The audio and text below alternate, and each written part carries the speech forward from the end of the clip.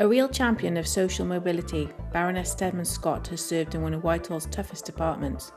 In this episode of Her Voice in the House, she shares how the Salvation Army shaped her life and the guiding principles that influence her work as a peer. Debbie, welcome to Her Voice in the House. Thanks for joining us. My pleasure. We'd love for you to kick off by sharing who you are, sharing your background, and perhaps a defining moment that led you to where you are today. Well, I'm Debbie, and my background is that I live with my mum and dad in Paddington. We had 3 rooms in one of those big Georgian houses. My dad wanted to run his own business, and he started it in one of those 3 rooms. And his overriding desire was to have enough money to put a deposit on a house so he could buy a house and shut his own front door when he wanted to. And he worked his socks off to do that, and he actually did it. And he got the £400 he needed for the deposit, and we moved to Streatham, which was ultra posh in our book. And my father was just work hard, don't mess about, and you'll get all right. So that was kind of my background. I went to school in Tooting, and school didn't really suit me. And I didn't take it seriously enough when I should have done. Having said that, my teacher always said I had a misplaced sense of humour, which stays with me to this day. It's a good thing to have. Yeah, I've got no problem with it, you know. And I was a bit cheeky at school. You know, if anyone was going to push the boundaries, it was me. But I was cheeky. I didn't take it seriously enough. And when it came to the exams, I was, all the rumours about me failing them are absolutely true. And I then decided I better try and do something about it. And it was at that point that I got involved with the Salvation Army. And in Streatham, the husband and wife that ran the Salvation Army, they were absolutely outstanding people. Why they bothered with me, I do not know, but they did. And so I enrolled at Southwark Technical College. I did all my exams. They took me in the morning. They picked me up at night. They made sure I did my homework, and I passed everything. Then I went into the bank, and I did a very menial admin job for a year, or just over a year actually. And because of the influence they had on me, I then enrolled at the Salvation Army Training College at Camberwell to train to be a Salvation Army officer. But their help to me and their kindness to me was a defining moment. And would you say that's where your career, your inspiration for your work in the third sector began? Ooh. Well, it was the inspiration for my work on social justice, because I think the Salvation Army are the 4th emergency service, you know, and they don't care what anybody's done. They don't care about their background. If they need help and it's within their remit to do it, they will help. I discovered that William Booth, who is one of my heroes, opened the first labour exchange. Not many people know this. So he knew that when people got into trouble, when they got on the drink, he would do all he could to get them off the drink. He would go on pub raids on a Saturday and Sunday. He'd get people out, take them to the hall, get them sober. And then he realised they needed a job. And if they had a job, they wouldn't have time to get into trouble. So he persuaded a wealthy person to buy a farm at Hadley. And he got those people moved to Hadley and working on the farm. And when they were competent, he did no more than get somebody to buy farmland in Australia, and he sent them and their family out to Australia, gave them the land, and gave them a sense of purpose. So that was where that came from. And one more thing about that, he was more interested, and the Salvation Army are more interested in people's destiny than their history. And that really resonated with me. When I was with the Salvation Army, I'd done it for some time, and somebody contacted me about an advert to start a new charity that helped people into work. And I was always, if you had a job, life was much better for you. It was started by Grand Metropolitan, the drinks company, and they said, would you start this charity up for us? Lord Alan Shepherd. So they put £250,000 into the charity, which was a fortune, and they asked me to go and see what I could do. So I started in Hastings. And they taught me that the third sector, not for profit, actually did not resonate with them or me. As far as I was concerned, my charity was not for loss, because if I made a loss, I was in trouble, and that we were not for dividend. There was nothing wrong with making money, it's what you did with it. And that's another thing that inspired me. So how did you bring that passion then to your work in the Lords? You joined here in 2010. Did you feel that there was particular pressure on you on that time to show your credentials in that space? Well, let me tell you, when I was at the charity, Ian Duncan Smith called me. He said, I'm doing a big study called Breakdown Britain. I want to find the things that stop people achieving, get them into trouble, and I'd like you to be my deputy chair on it. Well, I thought all my birthdays had come and went. So I talked to my boss. He said, you can do it. And so I worked with him for 5 years on this project, and a lot of other inspirational people. Once we'd done that and we found the things that, caused people not to be engaged properly, we did Breakdown Britain, then we did Breakthrough Britain, and we went and found the solutions that made it work. And of course, I was able to contribute because of the work I'd done on getting people into work. And I was at home one Sunday. David Cameron rang me. Debbie, I'd like you to come to the House of Lords. I thought he was having a laugh. So when I found out, when I rang him back and number 10 switchboard answered, it wasn't. Yeah. I just thought this was too good an opportunity to miss. Yeah. Everybody agreed I should do it. And so I came into the Lords. My mentor, Baroness Janet Fuchs, who's still here, I'm very pleased to say, she said, she showed me round, and she said, Debbie, take your time, only talk about the things you're confident in, which is what I've done. Yeah, and your areas of expertise. I think that's what some of the other colleagues I've interviewed have said. Don't be a generalist. Talk about what you're passionate Sure. and what you have that knowledge of, and where you feel you can make a difference, because that's what makes the chamber a better place. Yeah. And when I get out to speak and I can say, this was a problem 30 years ago, and this is what I tried to do about it. Yeah, and what we're doing about it now. Yeah. So what do you enjoy most about sitting in the Lords?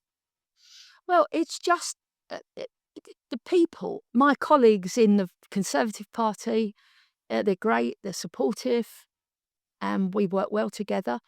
The other thing is that the other parties I engage with, I will not judge them for what they believe, but I will challenge them. So the other opportunity to challenge and to really say, are you sure you've got this right? I like that. And you learn a lot.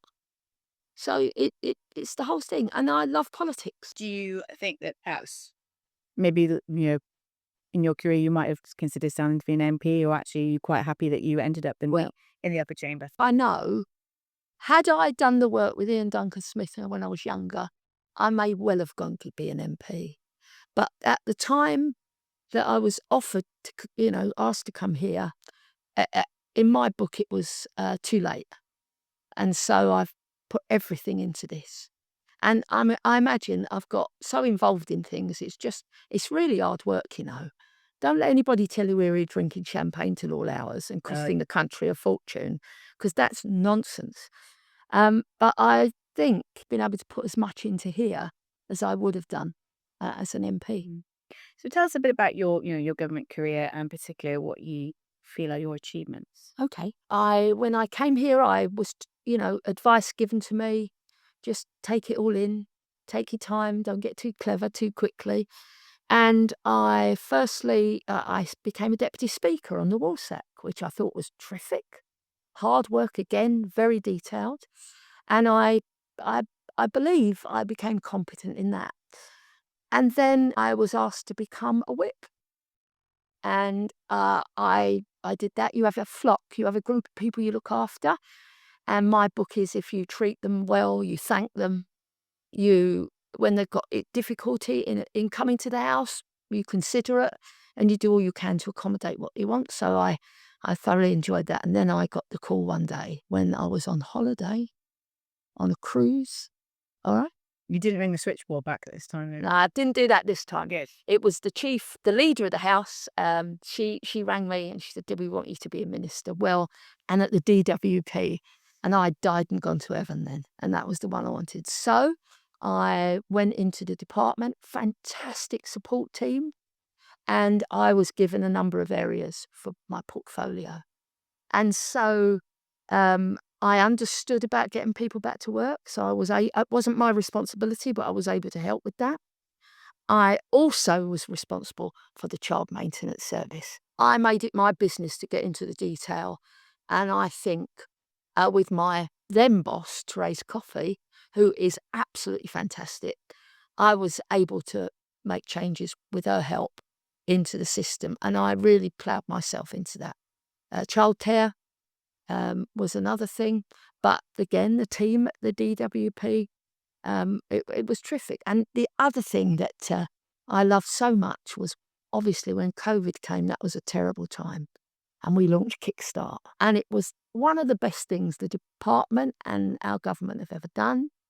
And today, people still ask me, can you get Kickstart back? All right. And so those were the two main things too. What do you feel then is the one thing people most often misunderstand about your role as a peer? You mentioned Champagne. Other than that, you mentioned that, but Well, I think they think, my perception is people don't realise how hard we work. You know, it's not every day, but there are regular occurrences when we leave her at 11 at 12 at night. And in fact, 2 and 3 in the morning. And we've sat all night. yeah, And I don't really think they understand the hard work that's done to try and get government legislation through, and also to challenge the government. We're challenging the government right now, and it's right we do it. do you think it's because people are just generally fed up with politics? Oh, God, yes. Or do you think perhaps as well it's the way that the media reports on politics? It focuses on the elected chamber and the Lords. Oh, you raise They just don't. Maybe they're not interested. I don't. You raise a very good point that they focus on the elected chamber and not on us so much. So I think that is a very good point. If they reported what we did more, I mean, we've had terrific coverage over the Chagos Islands, and we got fantastic coverage over the Employment Rights Bill. When my colleague Lord Sharp, through him and all the efforts of the research team and the SPADs and the whips and everything, we managed to get the day one changed to 6 months. That was a fantastic achievement. A big win. Yeah. And so I think you're absolutely right about that. And what do you say that the media could do to improve, if there is a look at the balance? But do you think that there's that desire there, or actually we'll just carry on? Well, if the media are listening Sure, to this podcast, take some time to find out what we're doing. There's some great speeches made. I mean, I can't say I make great speeches. That would be very arrogant of me. But I spoke in the Employment Rights Bill, and I finished up with that wonderful quote that people think Abraham Lincoln did, but actually it was a Baptist minister from Germany. You cannot make a poor man rich by making a rich man poor. And you cannot help the wage earner by punishing the wage payer. So listen to the speeches and quote them if you can. And, there's a lot of action in this place. There is. You're missing a treat by not reporting it. Well, that's what we're here to do. Yeah. So as a female member of the Lords, do you feel any particular pressure to perform, make an impact? None at all. Just be yourself. Yeah. I have never, ever felt in any way, what's the word I want, at a disadvantage by being a woman. Never. That's very refreshing to hear. Yeah, never. I'm very pleased to hear that. Yeah. So looking at sort of challenges and growth then, how do you personally stay motivated during difficult times, whether that's professionally in the workplace or, in your personal life? And do you have any advice you could offer to our listeners on that? Well, there are times when it's very difficult, and I do get despondent, and I do get down. Okay? But somebody told me once, now isn't always. It won't always be like this. And I do my very best I get the ump, right? I do. And I get down. But I try very quickly to think, how am I going to get out of this? So sometimes I'm more successful than others, but I would be leading you astray if I told you I didn't get fed up sometimes. So how would you define leadership then, and what does it mean to you as a concept? Leadership. It's very difficult as a concept, but I did do some prep for this. I think you've got to be clear about your objectives. Be very clear about what you're trying to do. Don't try to do too much at once. That's a big failing of mine. I tried to boil the ocean and do everything, but don't try to do too much at once. Listen, all right, and be prepared to change your mind. Okay. And another quote that resonates with me from Winston Churchill: anybody who didn't change their mind didn't change anything. And that for me is very important. So who do you consider a role model or a mentor, and what have you learned from them? Well, my mentor in the Salvation Army, they never judged. They were very focused, and they put their heart and soul into making life better. And I was, that had a great influence on my life, as did the Salvation Army. Here, I've got Baroness Fuchs, I've got, Natalie Evans, who was the leader at the time I became a minister. There are people I would go to for advice. I'll tell you this now, my colleague, Baroness Helen Newlove, who died recently, who we came in at the same time, we always helped each other and we always looked out for each other. She's a sad loss, and it was a terrible, terrible tragedy that we lost her. And what you learn off of these people is, the secret is, when you're in a situation you need advice, you know who to go to, and you listen to them and you respect their advice. I could give you a list of 1,000 people. You're very privileged to come into work every day and sit alongside some of the best brains in the country, in the world, people who have really shaped our country. And I imagine probably, you still have those pinch me moments, like I do when I'm in Parliament and see people who have really contributed to the fabric of our society. So I imagine that gives you that strength and inspiration every day. It absolutely does. There's always somebody here to go to. You do. Coming here is like going to boarding school. Yes, you know, it's a bit like Hogwarts. Yeah. So you've got quite a busy life, and I think it's that age-old question, isn't it? How do you balance your work and personal life? And is there some sort of a habit or a routine that you have that keeps you sane, keeps you calm, perhaps gets you set up for the working week? What's your secret that you can share with us all? I've got to be honest with you. I don't balance my personal and my public life. Honestly, I'm the chairman of my local Conservative association, so that takes a lot of time, and I don't balance it. People will tell you that. If you talk to my wife, she'll tell you, but she supports me fully. And my colleagues in the association, they know that. So I don't balance it, but I do have good holidays. Good. Yeah. Where's your favourite place to go? Oh, Tough question. No, it's not. There are two things. There are three things I would say to you. I love cruising. Okay, I love that. And you get on the ship and you don't have to keep unpacking and packing. I love that. I love Florida. And I love New Zealand. So what advice would you give to your younger self? If I could turn the clock back, my dad said to me, measure twice and cut once. Yeah. That would be one. Don't try to do it all at once, and make sure you've got the detail. Make sure you understand the facts, because I would go straight in, and then I'd learn the facts as I got along and have to backtrack a bit, but do that. I remember going to see Anne Widdecombe once, and I was giving her the old sales pitch, blah, blah, blah, blah. And she said to me, Debbie, what do you want me to do? And I hadn't worked that out. Yeah.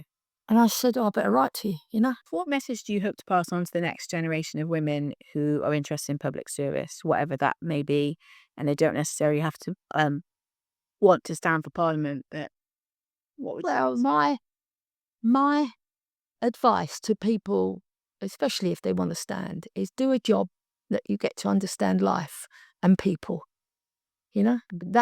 Once you understand people, and you can never understand life, I'm sure.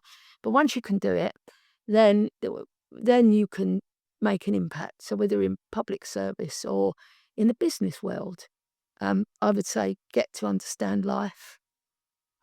Be truthful, never ever compromise on that. And if something can't be done, admit it. Don't keep pushing it because you make yourself look silly. That will be it. And as I say on many occasions, some people come into public life to be something and some come to do something. And it's the latter that's very important to me. Ending off now with the tough question. All your colleagues have, I won't say struggled with this, but they've said, this is a bit of a tough one. How would you describe the Lords in one word? I have wrestled with this question, even on the train in the way in this morning. But if I had one word to describe the House of Lords, what would it be? I've really struggled with this. But it's an opportunity, I think, is the word it's an opportunity. I think that's a great way to end. Thank you so much, Baroness Stedman Scott, for joining us on Her Voice in the House. We hope you'll come back for a future episode. Anytime. Thank you so much for your advice and your insights into how the Lords work. And I wish you well, and your colleagues. Thank you so much. Please like, subscribe and share the podcast, and get in touch if you have any suggestions on who you'd like us and Her Voice in the House to feature in a future episode. Thanks so much for listening.